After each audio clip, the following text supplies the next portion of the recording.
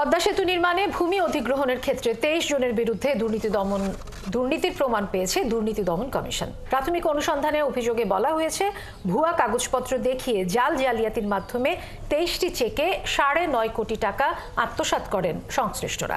এদিকে 288 কোটি টাকার সন্দেহজনক লেনদেনের অভিযোগে সাবেক মন্ত্রী গোলাম দস্তগীর গাজী ও তার স্ত্রী হাসিনা গাজীর বিরুদ্ধে 2টি মামলা করেছে দুদক। জেমসন মাহবুবের প্রতিবেদন।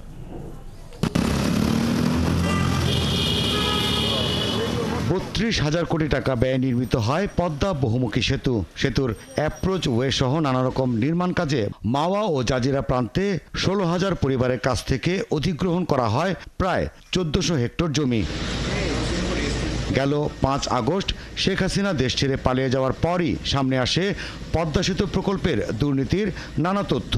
দুদকের প্রাথমিক অনুসন্ধানের তথ্য বলছে, পদ্মা সেতু প্রকল্পের প্রায় সব ক্ষেত্রে ছিল অনিয়ম, দুর্নীতি আর লুটপাট।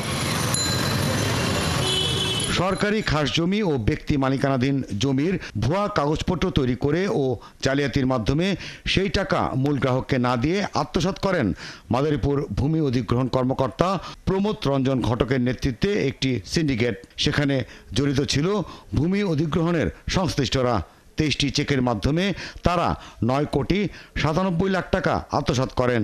এই অভিযোগের প্রমাণ মেলায় 23 জনের বিরুদ্ধে মামলা করে দুদক। ভূমি অধিগ্রহণে সরকারি খাস জমি, অর্পিত সম্পত্তি এবং অন্যের মালিকানাধীন সম্পত্তির ভুয়া রেকর্ড সৃজন করে জাল জালিয়াতি, প্রতারণা ও অপরাধজনক বিশ্বাসভঙ্গের মাধ্যমে পরস্পর যোগসাজশে একে অপরের সহায়তায় ক্ষমতার অপব্যবহারপূর্বক 23টি চেকের বিপরীতে সরকারের 9,57 লক্ষ টাকারও বেশি অর্থ আত্মসাতের অভিযোগে বেনিফিশিয়ারিদের মোট 23 জনের বিরুদ্ধে দণ্ডবিধির সংশ্লিষ্ট ধারা এবং দুর্নীতি প্রতিরোধ আইনের সংশ্লিষ্ট ধারায় আরও একটি মামলা রুজু হয়েছে।